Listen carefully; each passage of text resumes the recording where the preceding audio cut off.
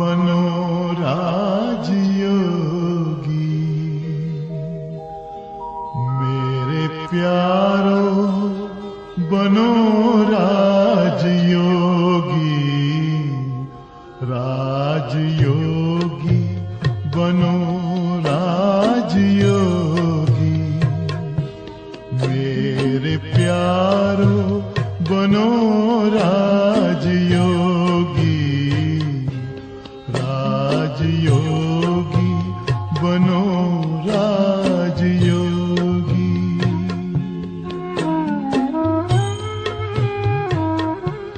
जिंदगी में परम शांति होगी।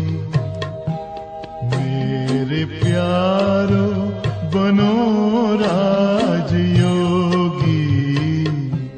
राजयोगी बनो राजयोगी।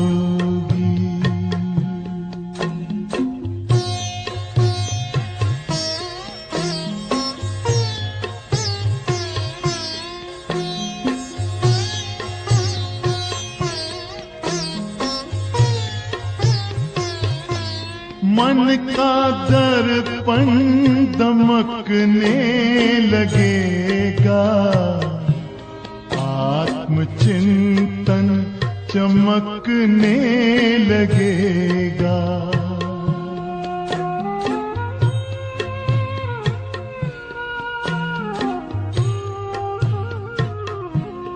मन का दर्पण दमकने लगेगा।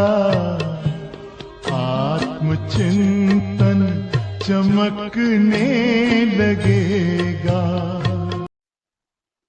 ओम शांति।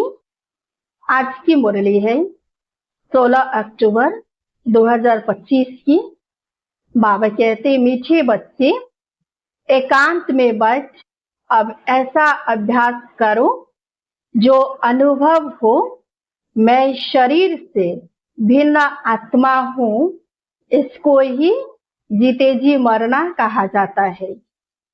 आज का प्रश्न, एकांत का अर्थ क्या है?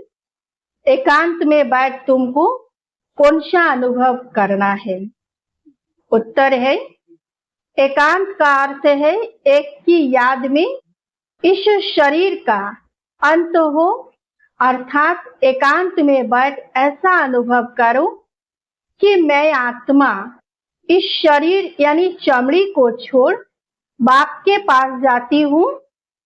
कोई भी याद न रहे, बैठे बैठे अशरीरी हो जाओ, जैसे कि हम इस शरीर से मर गए। बस हम आत्मा है, शिव बाबा के बच्चे हैं। इस प्रैक्टिस से देह भान टूटता जाएगा। ओम शांति। बच्चों को बाप पहले पहले समझाते हैं कि मीठे मीठे बच्चों, जब यहाँ बैठते हो तो अपने को आत्मा समझ बाप को याद करते रहो और कोई तरफ बुद्धि नहीं जानी चाहिए। यह तुम बच्चे जानते हो, हम आत्मा है। पार्ट हम आत्मा बजाती है इस शरीर द्वारा। आत्मा अविनाशी है, शरीर विनाशी है। तो तुम बच्चों को देही अभिमानी बन बाप की याद में रहना है। हम आत्मा है, चाहे तो इन ऑर्गन से काम लेवे व न लेवे। अपने को शरीर से अलग समझना चाहिए। बाप कहते हैं अपने को आत्मा समझो, देह को भूलते जाओ। हम आत्मा इंडिपेंडेंट है। हमको सिवाय एक बाप के और कोई को याद नहीं करना है। जीते जी मौत की अवस्था में रहना है। हम आत्मा का योग रहना है अब बाप के साथ। बाकी तो दुनिया से, घर से मर गए। कहते हैं ना, आप मुए मर गई दुनिया। तो अब जीते जी तुमको मरना है। तो बाबा कहते हैं हम आत्मा शिव बाबा के बच्चे हैं, शरीर का भान उड़ाते रहना चाहिए। बाप कहते हैं अपने को आत्मा समझो और मुझे याद करो, शरीर का भान छोड़ो। यह पुराना शरीर है ना, पुरानी चीज को छोड़ा जाता है ना। अपने को अशरीरी समझो। अभी तुमको बाप को याद करते करते बाप के पास जाना है। ऐसे करते करते फिर तुमको आदत पड़ जाएगी। अभी तो तुमको घर जाना है, फिर इस पुरानी दुनिया को याद क्यों करें। एकांत में बैठ ऐसे अपने साथ मेहनत करनी है। भक्ति मार्ग में भी कोठरी में अंदर बैठ माला फेरते हैं, पूजा करते हैं। तुम भी एकांत में बैठ यह कोशिश करो तो आदत पड़ जाएगी। तुमको मुख से तो कुछ बोलना नहीं है, इसमें है बुद्धि की बात। शिव बाबा तो है सिखलाने वाला, उनको तो पुरुषार्थ नहीं करना है। यह बाबा पुरुषार्थ करते हैं, वह फिर तुम बच्चों को भी समझाते हैं। तो शिव बाबा पुरुषार्थ नहीं करते, ब्रह्मा बाबा करते हैं। जितना हो सके ऐसे बैठकर विचार करो। अभी हमको जाना है अपने घर, इस शरीर को तो यहाँ छोड़ना है। बाप को याद करने से ही विकर्म विनाश होंगे और आयु भी बढ़ेगी। अंदर यह चिंतन चलना चाहिए, बाहर में कुछ बोलना नहीं है। मुख से हमें कुछ नहीं बोलना है, ना ही कुछ जपना है। बाबा कहते हैं अंदर ही अंदर, मन ही मन हमें चिंतन करना है, बाबा को याद करना है। भक्ति मार्ग में भी ब्रह्म तत्व को या कोई शिव को भी याद करते हैं, परंतु वह याद कोई यथार्थ नहीं है। बाप का परिचय ही नहीं तो याद कैसे करें। तुमको अब बाप का परिचय मिला है। सवेरे सवेरे उठकर एकांत में ऐसे अपने साथ बातें करते रहो, विचार सागर मंथन करो, बाप को याद करो। बाबा हम अभी आया कि आया आपकी सच्ची गोद में, वह है रूहानी गोद। तो ऐसे ऐसे अपने साथ बातें करनी चाहिए। बाबा आया हुआ है, बाबा कल्प कल्प आकर हमको राजयोग सिखलाते हैं। बाप कहते हैं मुझे याद करो और चक्र को याद करो।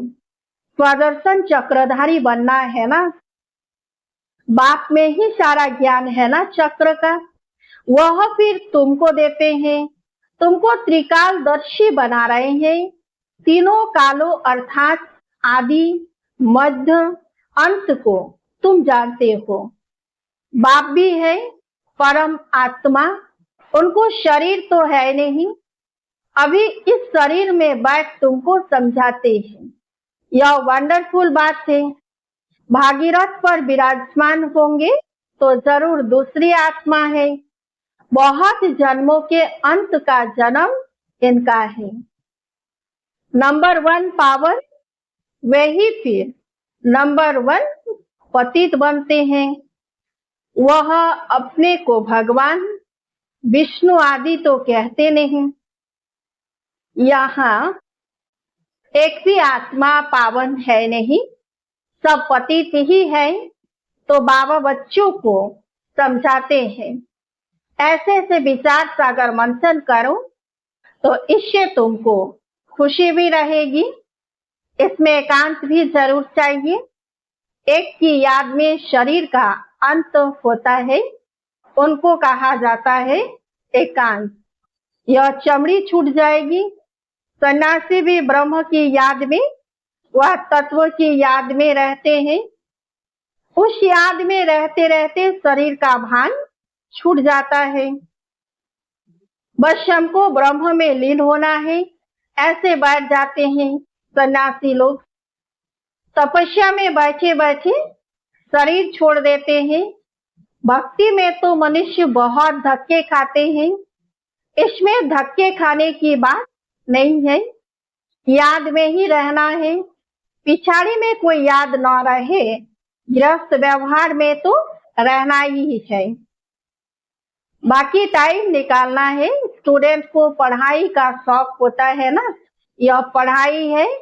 अपने को आत्मा न समझने से बाप, टीचर, गुरु सबको भूल जाते हैं। एकांत में बैठ ऐसे ऐसे विचार करो। गृहस्थी घर में तो वाइब्रेशन ठीक नहीं रहता है। अगर अलग प्रबंध है तो एक कोठरी में एकांत में बैठ जाओ। माताओं को तो दिन में भी टाइम मिलता है, बच्चे आदि स्कूल में चले जाते हैं। जितना टाइम मिले यही कोशिश करते रहो। बाबा कहते हैं घर में भी अलग से एक छोटा सा कमरा हो और उसमें ही बैठ के हम योग तपस्या करें, मुरली सुने, तो उसमें क्या होता है कि घर का वातावरण भी पावरफुल होता है। क्योंकि ऐसे घरों में तो बहुत हलचल होता है, बहुत सारे बातें आना जाना, इसलिए अलग से अगर सुविधा है तो जरूर हमें ये करनी है। तो बाबा कहते तुमको तो अब बाबा कहते तुमको तो एक घर है, बाप को तो कितने ढेर के ढेर दुकान है, और ही वृद्धि होती जाएगी। मनुष्यों को तो धंधे आदि की चिंता होती है तो नींद भी फिर जाती है। यह व्यापार भी है ना, कितना बड़ा शरारत है, कितना बड़ा मट्टा सट्टा करते हैं। पुराने शरीर आदि लेकर नया देते हैं, सबको रास्ता बताते हैं। यह भी धंधा उनको करना है। यह व्यापार तो बहुत बड़ा है। व्यापारी को व्यापार का ही ख्याल रहता है। बाबा ऐसे ऐसे प्रैक्टिस करते हैं, फिर बतलाते हैं ऐसे ऐसे करो। जितना तुम बाप की याद में रहेंगे तो स्वतः ही नींद फिर जाएगी। कमाई में आत्मा को बहुत मजा आएगा। कमाई के समय मनुष्य रात में भी जागते हैं। सीजन में सारी रात भी दुकान खुला रहता है। तुम्हारी कमाई रात को और सवेरे को बहुत अच्छी होगी। स्वदर्शन चक्रधारी बनेंगे, त्रिकालदर्शी बनेंगे। 21 जन्म के लिए धन इकट्ठा करते हैं। मनुष्य साहूकार बनने के लिए पुरुषार्थ करते हैं। तुम भी बाप को याद करेंगे तो विक्रम विनाश होंगे, बल मिलेगा। याद की यात्रा पर नहीं रहेंगे तो बहुत घाटा पड़ जाएगा, क्योंकि सिर पर पापों का बोझा बहुत है। अब जमा करना है, एक को याद करना है और त्रिकालदर्शी बनना है। यह अविनाशी धन आधा कल्प के लिए इकट्ठा करना है। यह तो बहुत वैल्यूबल है। विचार सागर मंथन कर रतन निकालने हैं। बाबा जैसे खुद करते हैं, बच्चों को भी युक्ति बतलाते हैं।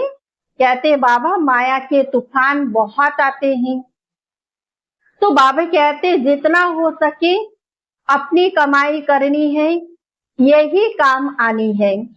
एकांत में बैठ बाप को याद करना है। फुर्सत है तो सर्विस भी मंदिरों आदि में बहुत कर सकते हो। ब्याज जरूर लगा रहे, सब समझ जाएंगे यह रूहानी मिलिट्री है। तुम लिखते भी हो हम स्वर्ग की स्थापना कर रहे हैं। आदि सनातन देवी देवता धर्म था, अब नहीं है जो फिर स्थापन करते हैं। तो बाबा ने आज भी कहा कि हर समय हमारा बैज लगा हुआ रहे, क्योंकि बैज से ही हमारी पहचान होती है कि हम बाबा के बच्चे हैं, हम भी के हैं। इसीलिए बाबा ने हमें कौन सा टाइटल दिया है, हम बच्चे सब रूहानी मिलिट्री है। तो बाबा कहते हैं यह लक्ष्मी नारायण एम ऑब्जेक्ट है ना। कोई समय यह ट्रांसलाइट का चित्र बैठने सहित उठाकर परिक्रमा देंगे और सबको कहेंगे यह राज्य हम स्थापन कर रहे हैं, यह चित्र सबसे फर्स्ट क्लास है। यह चित्र बहुत नामी ग्रामी हो जाएगा। लक्ष्मी नारायण सिर्फ एक तो नहीं थे, उनकी राजधानी थी ना, यह स्वराज्य स्थापन कर रहे हैं। अब बाप कहते हैं मन मना भव, बाप को याद करो तो विक्रम विनाश होंगे। कहते हैं हम गीता का सप्ताह मनाएंगे। यह सब प्लान कल पहले मुआफिक बन रहे हैं। परिक्रमा में यह चित्र लेना पड़े, इनको देखकर सब खुश होंगे। तुम कहेंगे बाप को और वर्षे को याद करो, मन मना भव। यह गीता के अक्षर है ना, भगवान शिव बाबा है। वह कहते हैं मुझे याद करो तो विक्रम विनाश हो। 84 के चक्र को याद करो तो यह बन जाएंगे। लिटरेचर भी तुम सौगात देते रहो। शिव बाबा का भंडारा तो सदा भरपूर है। आगे चलकर बहुत सर्विस होगी। एम ऑब्जेक्ट कितनी क्लियर है। एक राज्य एक धर्म था, बहुत साहूकार थे। मनुष्य चाहते हैं एक राज्य एक धर्म हो। मनुष्य जो चाहते हैं सो अब आसार दिखाई पड़ते हैं। फिर समझेंगे यह तो ठीक कहते हैं। 100% पवित्रता, सुख, शांति का राज्य फिर से स्थापन कर रहे हैं। फिर तुमको खुशी भी रहेगी। याद में रहने से ही तीर लगेगा। शांति में रह थोड़े अक्षर ही बोलने हैं, जास्ती आवाज नहीं। गीत कविताएं आदि कुछ भी बाबा पसंद नहीं करते। बाहर वाले मनुष्यों से रीस नहीं करनी है। तुम्हारी बात ही और है। अपने को आत्मा समझ बाप को याद करना है बस। स्लोगन भी अच्छे हो जो मनुष्य पढ़कर जागे। बच्चे वृद्धि को पाते रहते हैं। खजाना तो भरपूर रहता है। बच्चों का दिया हुआ फिर बच्चों के काम में ही आता है। बाप तो पैसे नहीं ले जाते हैं। तुम्हारी चीजें तुम्हारे काम में आती है। भारतवासी जानते हैं हम बहुत सुधार कर रहे हैं। 5 वर्ष के अंदर इतना अनाज होगा जो अनाज की कभी तकलीफ नहीं होगी। और तुम जानते हो ऐसी हालत होगी जो अन्न खाने के लिए नहीं मिलेगा। ऐसे नहीं अनाज कोई सस्ता होगा। तुम बच्चे जानते हो हम 21 जन्म के लिए अपना राज्य भाग्य पा रहे हैं। यह थोड़ी बहुत तकलीफ तो सहन करनी ही है। कहा जाता है कि खुशी जैसी खुराक नहीं। तो बाबा कहते हैं अतीन्द्रिय सुख गोप गोपियों का गाया हुआ है। ढेर बच्चे हो जाएंगे। जो भी सैपलिंग वाले होंगे वह आते जाएंगे। झाड़ यहाँ ही बढ़ना है ना, स्थापना हो रही है। तो बाबा कहते और धर्मों में ऐसा नहीं होता है। वह तो ऊपर से आते हैं। यह तो जैसे कि झाड़ स्थापन हुआ ही पड़ा है।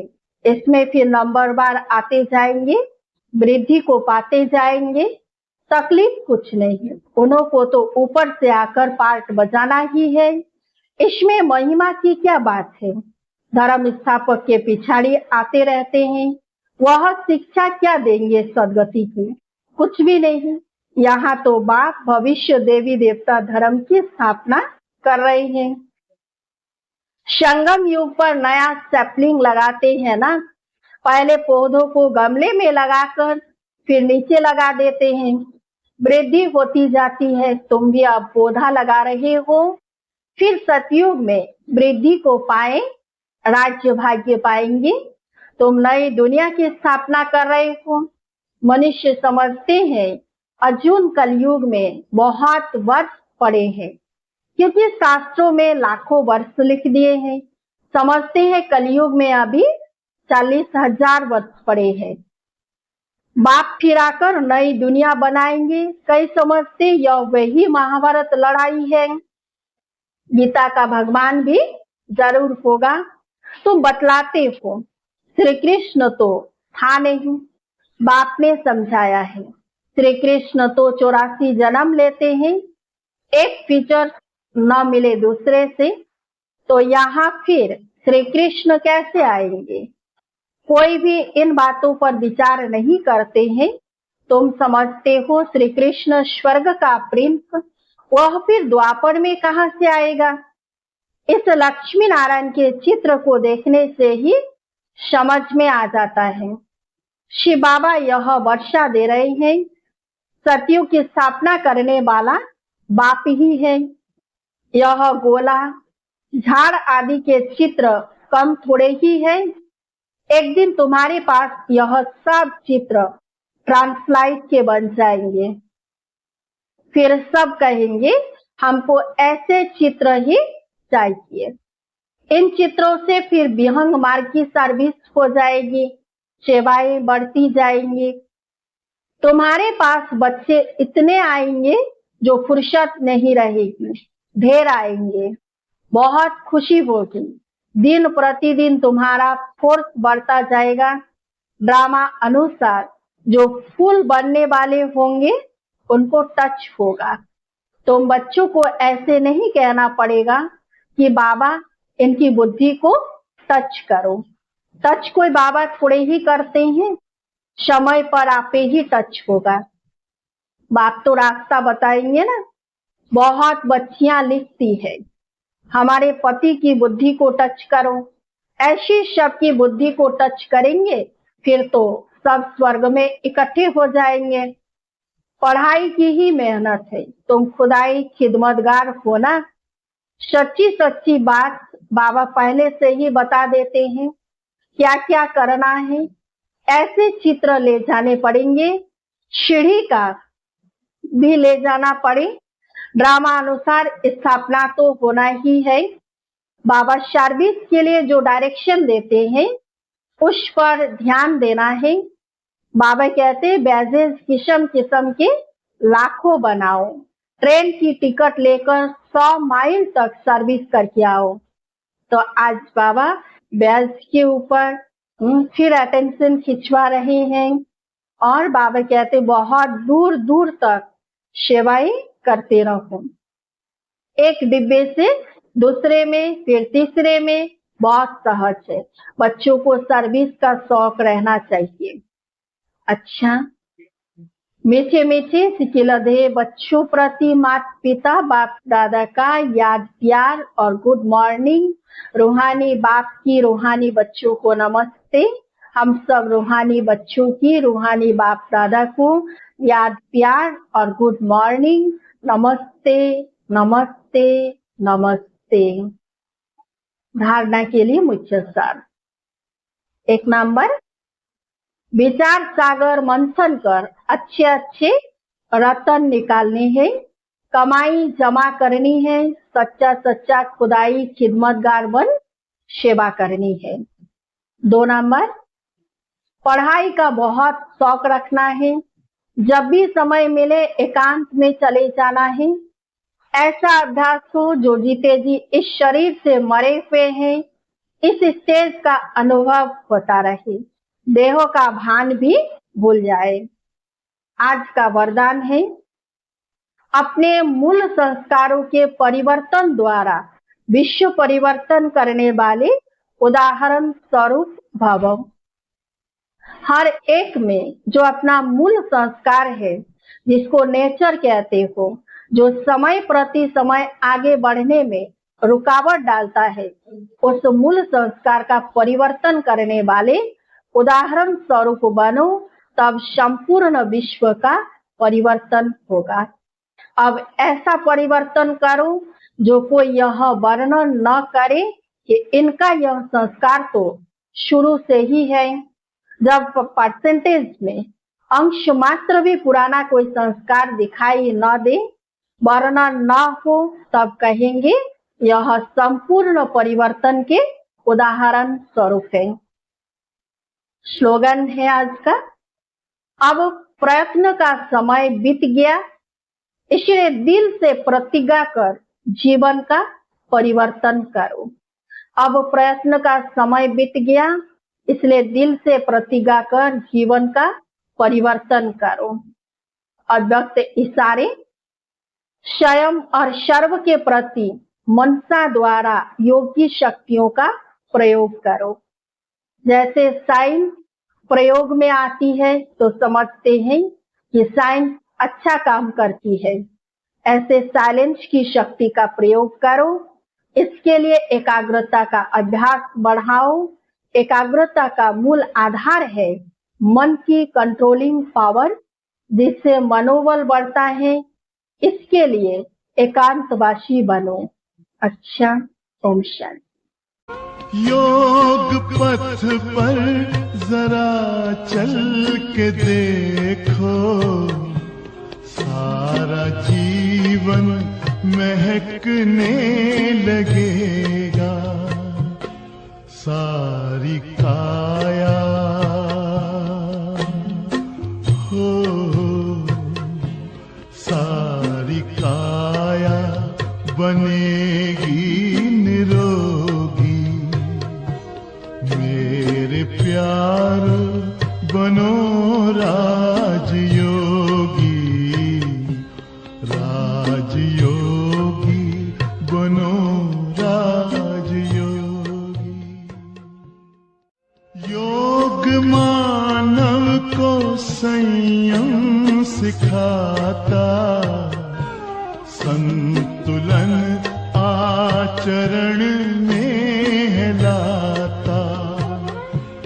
आत्मा और परमात्मा का ये मिलन हर घड़ी है कराता। योग महिमा हो, योग महिमा कभी कम न होगी। मेरे प्यार बनो राजयोगी, जिंदगी में परम शांति होगी। मेरे प्यारो